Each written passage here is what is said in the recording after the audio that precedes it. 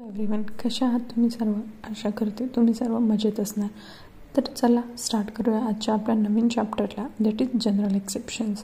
म्हणजे इथे तुम्ही कोणता ऑफेन्स केला तरी पण याची तुम्हाला शिक्षा नसणार, हे ह्या चॅप्टर अंतर्गत कव्हर होते. सेक्शन 14 आपल्याला सांगतो, act done by person bound by or by mistake of fact believing himself bound by law.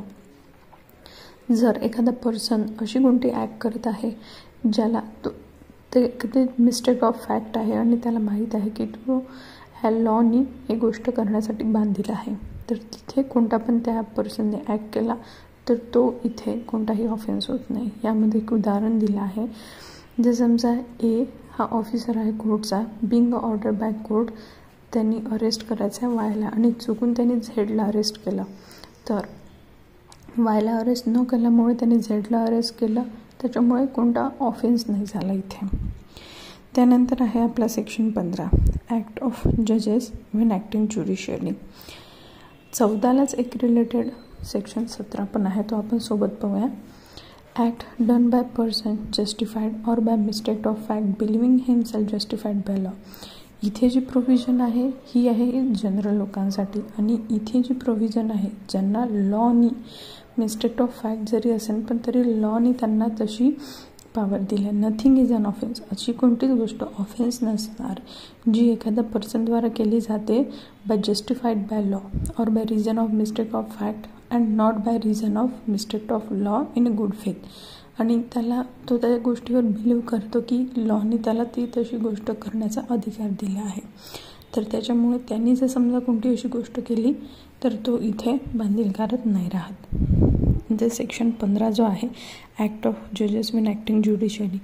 जर समजा इथे जजेसला एखादी ॲक्ट जी झालेली आहे ती बाय मिस्टेक ऑफ फॅक्ट किंवा मिस्टेक ऑफ लॉ जरी झालेली आहे तरी मिस्टेक ऑफ लॉचा डिफेन्स हा जजेसला भेटतो. जर समजा त्यांनी ते कृत्य एखादा गुड फेथने केलं असेल तर तो तिथे ऑफेन्स होत नाही. तसेच 16मध्ये दिलं आहे की कोर्टाच्या एखाद्या आदेशावर कोणी एखादा ॲक्ट अपॉन करत आहे पण त्याला ती गोष्ट गुड फेथमध्ये केलेली असावं. फॉर एक्झाम्पल हँगमॅन जो एक फाशी देणारा असतो, त्याला माहीत आहे की कोर्टाला अशी पॉवर आहे आणि त्यांनी गुड फेथने एखाद्या चुकीच्या पण पर्सनला जर समजा गुड फेथमध्ये ॲक्ट करून चुकीच्या पर्सनला जरी पण एखादी शिक्षा दिली, त्याला फाशी दिली, तरी पण ते ऑफेन्स होणार नाही. त्यानंतर सेक्शन 18 हा ॲक्सिडेंटविषयी बोलतो. Accident in doing lawful act म्हणजे कसं आहे, जर समजा इथे एक्झाम्पलवरून आपल्याला चांगलं समजेल.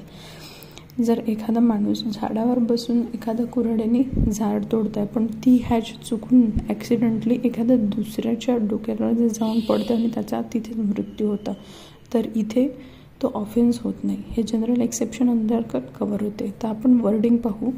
Nothing is an offence which is done by accident or misfortune and without any criminal intention or knowledge in the doing of lawful act in lawful manner by lawful means with a proper care and caution. मध्ये जर समजा कोणती केलेली आहे तर त्याला ॲक्सिडेंटचा defence भेटणार आणि ते ऑफेन्स होणार नाही. त्यानंतर section 90, act likely to cause harm but done without criminal intention and prevent the other harm. आणि हे जे सगळं केले जाणार तर ते गुड फेथमध्ये केलं जाणार. फॉर एक्झाम्पल इथे आपण समजून घेऊया. जर समजा ए आहे, खूप मोठी आग लागलेली आहे आणि घरं जे आहे झोपडे आहे आणि झोपड्यांना आग लागली असल्यावर एखादा पर्सन एखादी मधातली झोपडी तोडून घेत आहे पूर्ण. का? कारण की ती आग समोर जाऊन फैलू नये. जरी त्याला इथे सांगितलं आहे लायकली टू कॉज हार्म, त्याचं माहीत आहे त्याची जर ॲक्ट आहे एखादं हार्म कॉज करत आहे म्हणजे ती झोपडी जी आहे ती तोडत आहे, ती डिस्ट्रॉय करत आहे, पण त्याचं जे इंटेन्शन आहे हे क्रिमिनल इंटेन्शन नाही आहे. त्यांनी जे केलं आहे हे गुड फेथने केलं आहे की बाकीची जी समोर लागणारी आग ती रोखल्या गेली पाहिजे. म्हणून इथे जर समजा ते कृत्य गुड फेथने केलं गेलं असेल तरच इथे 19 खाली आपल्याला तो डिफेन्स भेटणार, अदरवाईज नाही.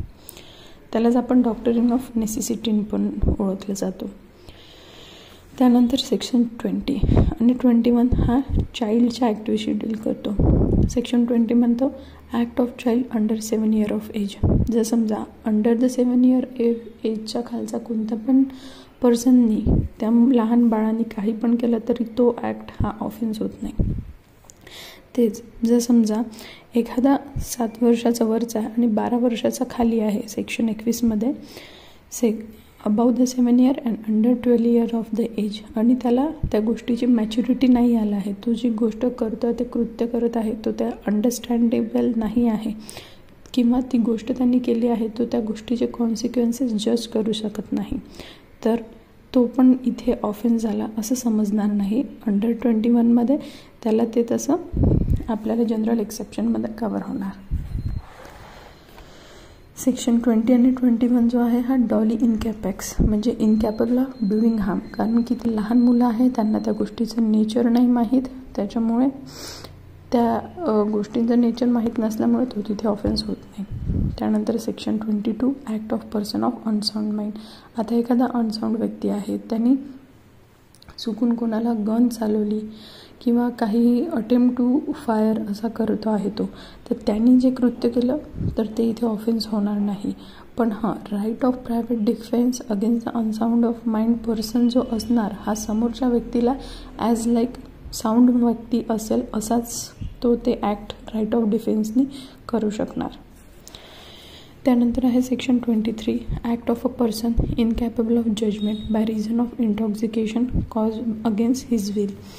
जर कोणी एखाद्याला इंटॉक्सिकेटेड करत आहे, दारू पाजत आहे त्याच्या विल्सच्या अगेन्स्ट, त्याला माहीत नाही आहे आपल्या ड्रिंकमध्ये दारू आहे आणि त्या दारूच्या नशेमध्ये त्यांनी जर समजा कोणतं ॲक्ट केलं तर ते ॲक्टसुद्धा इथे त्याला डिफेन्स भेटणार. पण तेच जर समजा अगेन्स्ट हिज विल, त्याच्या विलच्या अगेन्स्ट नसताना त्यांनी स्वतःच दारू पिली आणि एखादा ॲक्ट केलं, कोणाचा मर्डर केला, तर तिथे मात्र त्याला तसा डिफेन्स भेटणार नाही. तिथे असं समजलं जाणार जणू काही हे करण्याची त्याची आधीपासून इच्छा होती आणि ते पूर्ण त्यांनी कॉन्शियसमध्ये केलेलं आहे ॲक्ट. त्यानंतर section 24 offence relating to particular intention knowledge committed by one who is intoxicated. हा जो आता मी एक्सप्लेन केला की ज्याची त्यांनी स्वतः व्हॉलंटरी इंटॉक्सिकेटेड आहे, तर तोच सेक्शन आहे हा. Section 25 act not intended and not known to be likely to cause death or grievous hurt done by the consent. आता इथे आपण उदाहरण पाहू त्याचं इलस्ट्रेशन. ए आणि झेड ॲग्री टू फेन्सिंग.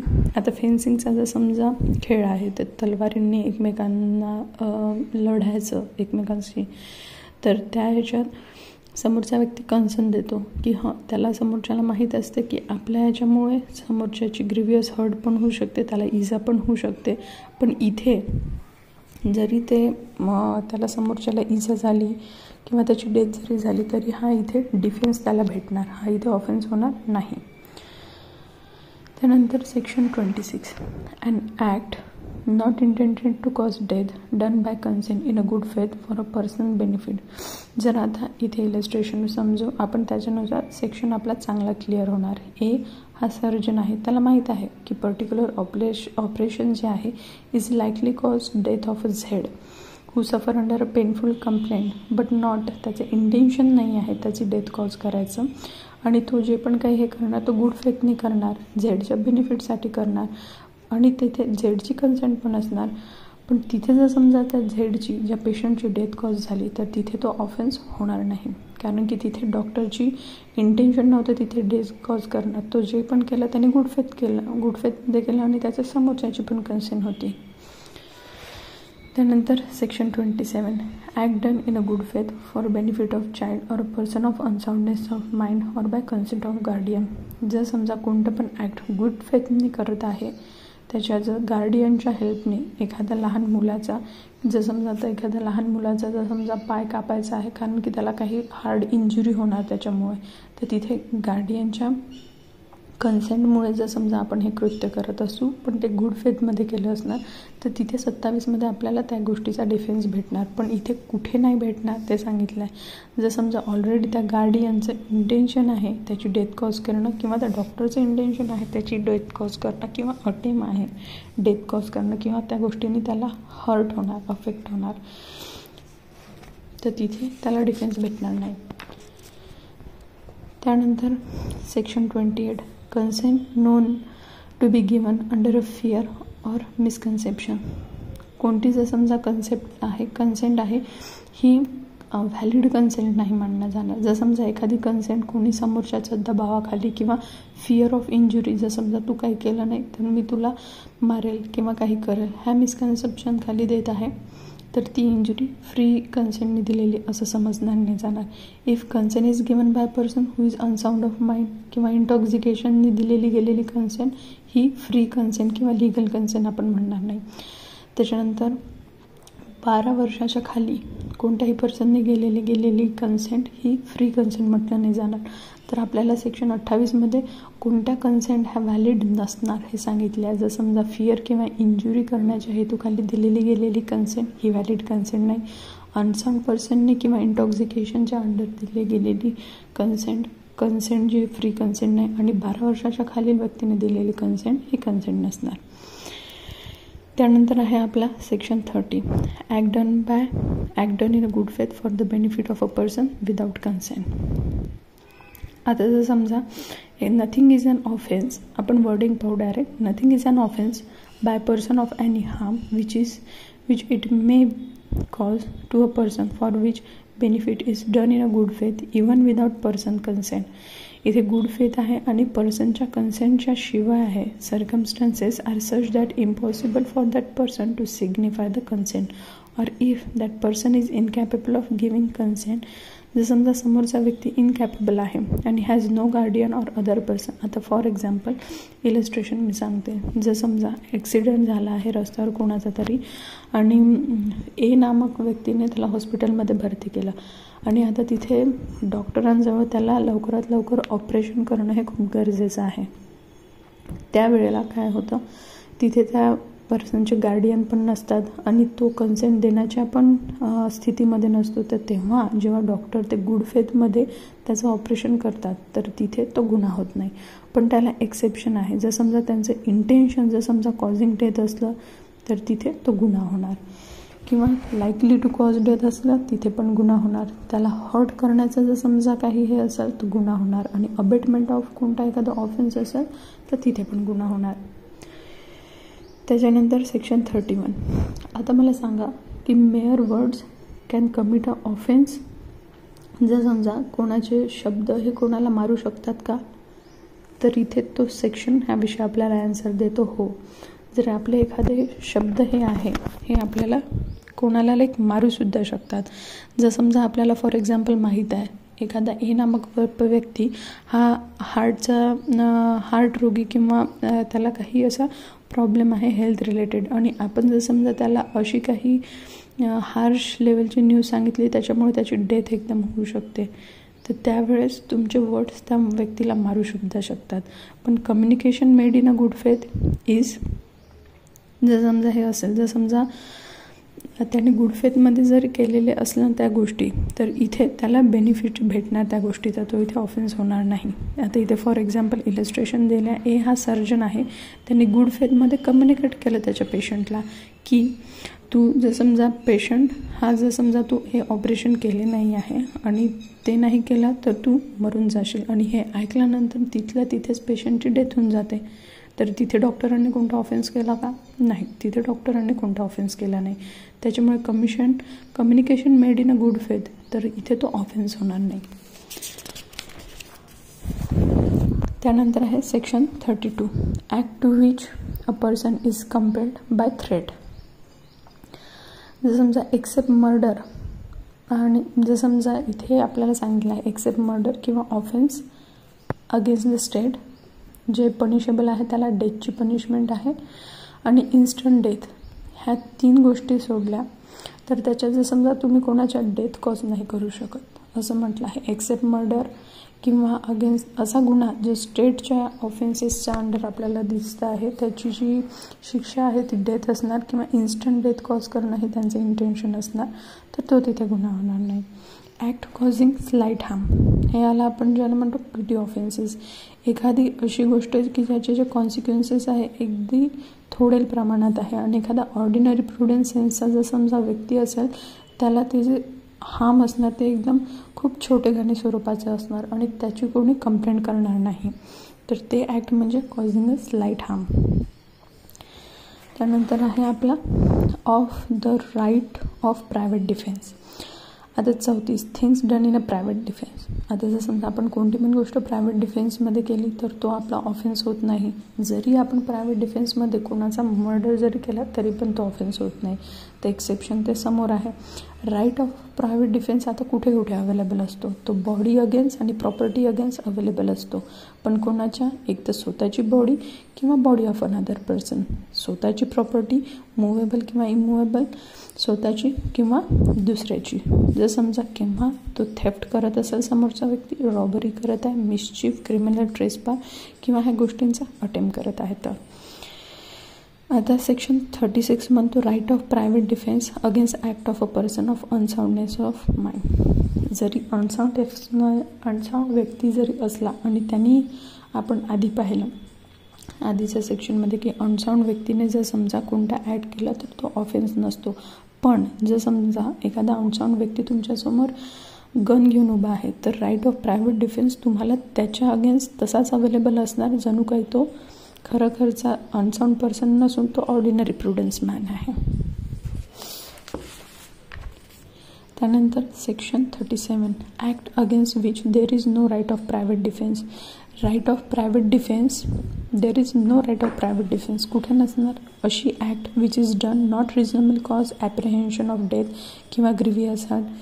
जिथे तुम्हाला अशी एखादी पण हे नाही वाटत आहे की समोरच्या व्यक्ती आपली डेथ किंवा ग्रिव्हियस हर्ट कॉज करू शकेल किंवा त्याचा अटेम्प्ट करू शकेल किंवा तुम्ही easily public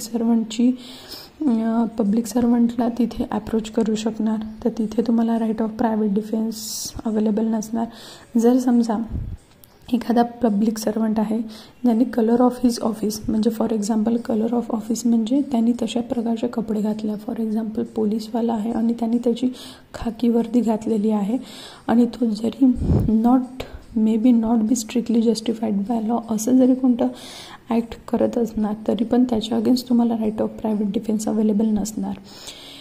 in a case in which there is a time to recover the protection of public authority. तुम्ही कोणत्याही पब्लिक ऑथॉरिटीजवळ जाऊन स्वतःकरिता प्रोटेक्शन मागू शकतात, तर तिथे right of private defence available नसणार. Right of private defence in no case extend to the infliction of more harm than necessity to inflict for the purpose of defence. त्यानंतर आहे सेक्शन 38 जो सांगतो आपल्याला राईट ऑफ प्रायव्हेट डिफेन्स हा बॉडीच्या against कधीपर्यंत available असणार ज्याच्यात आपण समोरच्याची डेथ पण कॉज करू शकतो. आता इथे हे जे A to G पर्यंतचे जे सर्कमस्टॅन्सेस आहेत त्याच्यात जर समजा आपण कोणाची डेथ जरी कॉज केली तरी पण तो गुन्हा होत नाही. तर पहिला ज्याच्यात आहे इथे समोरचा अप्रिहेन्शन, रिजनेबली कॉज अप्रिहेन्शन टू डेथ किंवा एखादा समोरचा व्यक्ती आपली डेथ कॉज करू शकणार असं अप्रिहेन्शन, किंवा सेकंड याच्यात दिलं आहे असं अप्रिहेन्शन की त्याच्यामुळे समोरचा ग्रिव्हियस डेथ अँड ग्रिव्हियस हर्ट कॉज करू शकणार, किंवा समोरच्याचं इंटेन्शन आहे रेप कमिट करण्याचं, किंवा इंटेन्शन आहे ग्रॅटिफाय अननॅचरल लस्टचं, किंवा इंटेन्शन आहे किडनॅपिंग किंवा ॲबडक्शनचं, किंवा त्याला रॉंगफुल कन्फायनमेंट करत आहे असा पर्सनला. आणि आता असे सर्कमस्टन्सेस जर समजा अराईज होत आहे ज्याच्यात तुम्हाला पब्लिक ऑथॉरिटी जर समजा भेटत असेल, जे आपण इथे पाहिलं सेक्शन 37मध्ये, तर तिथे भेटत असेल तर तिथे तुम्ही डेथ नाही कॉज करू शकत. आणि इथे जो क्लॉज आहे तो ॲड नंतर करण्यात आलेला आहे. त्याचं ते आहे जर समजा कोणी अटेम्प्ट टू थ्रो किंवा थ्रोईंग ॲसिड जरी करत आहे तरी तिथे तुम्ही समोरच्याची डेथ कॉज करू शकता. तर इथे आपल्याला असे 7 एक्सेप्शन दिले आहेत जे body right of private defence of body extend to causing some death of another person. आता section 39 when such right extend to causing such harm other than death. तुम्ही काही पण करा पण इथे तुम्ही समोरच्याची डेथ कॉज नाही करू शकत. जर समजा voluntary causing death but does not extend other any harm other than death. तर ते हे जे सांगितलं आहे हे आपल्या 37मध्ये जे कवर होत असणार तर ते इथे ह्या सर्कमस्टन्सेसमध्ये समोरच्याची डेथ कॉज नाही करू शकत. सेक्शन 40 जो आहे commencement and continuance of right of private defence. हा राईट ऑफ प्रायव्हेट डिफेन्स कधी चालू होतो आणि कधीपर्यंत कंटिन्यू असतो, जोपर्यंत commence as soon as reasonable apprehension of danger to the body arises, की हां आता आपल्या बॉडीला डेंजर आहे, आणि ते कंटिन्यू कधीपर्यंत होते, जोपर्यंत डेंजर ऑफ बॉडी कंटिन्यू राहते तोपर्यंत ते अप्रिहेन्शन कंटिन्यू होतं. त्यानंतर section 41 main right of private defence of property extend to causing death. आता प्रॉपर्टीच्या अगेन्स्ट आपल्याला राईट ऑफ प्रायव्हेट डिफेन्स कधी भेटतो, की आपण त्याच्या समोरच्याची डेथ कॉज करू शकतो, जेव्हा तिथे रॉबरी होत आहे कोणत्या प्रॉपर्टीमध्ये, किंवा हाऊस ब्रेकिंग होत आहे after sunset before sunrise, mischief होत आहे, आणि ह्याच्या theft, mischief and house trespass, आणि ह्यामध्ये डेथ किंवा ग्रिव्हियस हर्ट कॉज करण्याचा ॲप्रिहेन्शन जरी समजा समोरच्याला असणार, तर ह्या 4 कंडिशनमध्ये राईट ऑफ प्रायव्हेट डिफेन्स समोरच्याला भेटतो. When such right extend to causing any harm other that death, जर समजा कोणत्या ह्याच्यात तुम्हाला भेटू नाही शकत, जर समजा तुम्हाला पब्लिक, आपण जे सेक्शन 37मध्ये केलेले आहे पॉईंट्स, तर त्यामध्ये जर समजा कोणतं राईट एक्सटेंड करत असणार तर तिथे तुम्हाला right of private defence available नाही आहे. सेक्शन 43 आहे commencement and continuance of right of private defence. आपला राईट ऑफ प्रायव्हेट डिफेन्स कधीपर्यंत कंटिन्यू असणार, तर राईट ऑफ प्रायव्हेट डिफेन्स कधीपर्यंत कंटिन्यू असणार, कमेन्स स्टार्ट केव्हा होणार, जेव्हा apprehension of danger to the property commence, तेव्हापासून राईट चालू होणार. अगेन्स्ट थेफ्ट कधी कंटिन्यू असणार, जोपर्यंत त्याची जी प्रॉपर्टी ही रिट्रेड आहे with the property or either assistance, किंवा तुम्हाला दुसरी कंडिशन पब्लिक ऑथॉरिटीचा असिस्टन्स भेटत नाही, किंवा तिसरं प्रॉपर्टी जोपर्यंत रिकवर होत नाही तोपर्यंत right of private defence against the theft हा कंटिन्यू राहतो. अगेन्स्ट द रॉबरी कधीपर्यंत कंटिन्यू राहतो, जोपर्यंत attempt to cause any person death किंवा हर्ट किंवा रॉंगफुल रिस्ट्रेन, तोपर्यंत fear of instant death, instant hurt, instant personal restrain continue होतो आहे, तोपर्यंत robbery against right of private defence हा कंटिन्यू राहतो. Again a criminal trespass or mischief कधीपर्यंत continue राहतो, जोपर्यंत कमिशन जे आहे क्रिमिनल ट्रेसपास किंवा मिसचीफचं कंटिन्यू राहते. Against house breaking after sunset and before sunrise कधीपर्यंत कंटिन्यू राहते, जोपर्यंत हाऊस ट्रेसपास हा कंटिन्यू राहतो. त्यानंतर section 44 right of private defence against deadly assault when there is a risk of harm to innocent person. जर आता इथे एक इलस्ट्रेशननुसारच हे समजू, फॉर एक्झाम्पल आता तुम्ही एक पर्सन आहे आणि तुमच्यावर हल्ला करायसाठी खूप मोठा मॉब तुमच्यावर येतो आहे, तर त्यावेळेस तुम्ही त्या मॉबवर तुमच्या गननी गोळ्या जरी चालवल्या आणि त्याच्यात इनोसंट लोकांचा मृत्यू जरी झाला तरी तो तिथे ऑफेन्स होत नाही. तर हे पूर्ण ह्या आपण चॅप्टरमध्ये पाहिलं आहे. तर नक्की समोरच्या आता चॅप्टरला आपण सुरुवात करूया, तेव्हा आपण नक्की भेटू.